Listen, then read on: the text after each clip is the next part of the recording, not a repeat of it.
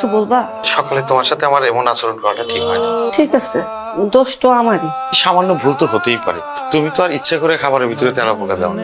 জানো মায়া, অফিসে কয়েকদিন ধরে অনেক ঝামেলা চলছে, মনটাও বেশ ভালো নাই। ভুলটা আমারই, আমি আর এরকম ভুল করবো না। প্লিজ তুমি আমাকে ক্ষমা করে দাও। আর সরি বলতে হইব না, আমি মন দিয়ে সংসার করবো। আর একসাথে সংসার করতে হইলে এরকম ঝগড়াঝাটি লাগে। প্লিজ তুমি আমরা ক্ষমা করে দাও মায়া। এতবার ক্ষমা চাইলে তো আমি নিজের কাছে নিজে ছোট হয়ে যাই। একসাথে ঘর সংসার করতেছি, টুকটাক ঝগড়া না লাগলে হয়? আমি একটা কথা ঠিকই বুঝতে পারছি। বুঝতে পারছেন আপনি? বাবু হওয়ার পর তুমি আর আমার এইভাবে ভালোবাসবে না। তা একটু হতে পারে, ভালোবাসা তো তখন দিবাগ হয়ে যাবে। কি বললা আবার বলো তো? আমি এখন থেকে তোমাকে আরো বেশি করে ভালোবাসবো। সত্যি? সত্যি সত্যি সত্যি। অবহেলা করবা না তো? আমার গায়ে এক বিন্দু রক্ত থাকতে তোমার আর আমার বাবুর একটু অবহেলা হবে না। হয়েছে, এবার ঘুমাইতে যাও, সকালে আবার অফিসে যেতে হবে। May I coming sir? Yes coming.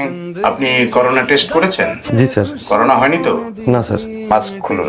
শুনুন তুর্য সাহেব, দেশের করোনার কারণে যে পরিস্থিতির তৈরি হয়েছে, খুবই বাজে অবস্থায় আছি। একের পর এক শিপমেন্ট লস হয়ে যাচ্ছে, ক্যান্সেল হয়ে যাচ্ছে, ব্যবসার অবস্থা খুবই খারাপ। তাই আমি একটা গুরুত্বপূর্ণ সিদ্ধান্ত নিয়েছি, মানে ডিসিশনটা আমাকে নিতে হলোই। আমি অফিসটা বেশি দিন রাখছি না, বন্ধ করে দিচ্ছি। দেশের পরিস্থিতি যদি ভালো হয়, করোনা যদি কমে যায়, আমি আবার অফিসটা চালু করবো। একের পর এক লস দিয়ে তো আমি আমার প্রতিষ্ঠান চালাতে পারবো না। এতগুলো স্টাফ, সবার বেতন আমি দেবো কি করে? অফিসটা বন্ধ করে দেবো, ব্যবসাটা ক্লোজ করে দেবো। এই খামে আপনার রানিং মাসের বেতন দেয়া আছে, আরে নিন না। স্যার আমার একটু কথা বলার ছিল স্যার। স্যার আমার ওয়াইফ প্রেগনেন্ট, ডেলিভারি ডেট খুব কাছাকাছি। এই মুহূর্তে আমার চাকরিটা চলে গেলে স্যার আমি একদম নিঃস্ব হয়ে যাব স্যার। আমি অনেক বিপদে পড়ে যাব। আর এই করোনার ভিতরে স্যার আমি নতুন চাকরিও কোথাও পাবো না। স্যার আপনি একটু দয়া করুন স্যার। দেখুন তুর্য সাহেব, আমি আমার যা বলার বলেছি, আমি চেষ্টা করে দেখেছি, আমি আর পারছি না। আপনি কাল থেকে আর অফিসে আসবেন না, আমি অফিসটা বন্ধ করে দিচ্ছি। আবার যদি দেশের অবস্থা ভালো হয়, করোনা চলে যায়, সঙ্গে সঙ্গে এসে জয়েন করবেন। আমি আপনাকে নিয়ে নেব, কথা দিচ্ছি। আর আমাকে এইভাবে বের করে দিবেন না স্যার। স্যার আমি একদম রাস্তায় বসে যাব স্যার। স্যার আমার অনাগত বাচ্চার মুখের দিকে তাকিয়ে স্যার একটা ব্যবস্থা করুন স্যার।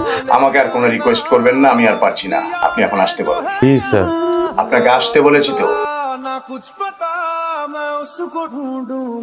এই তোমার সমস্যাটা কি? তুমি কই? আমার পেটে প্রচন্ড ব্যথা। আমি এখনই আসতেছি। মায়া, মায়া কথা বলো মায়া, তোর কি হয়েছে মায়া?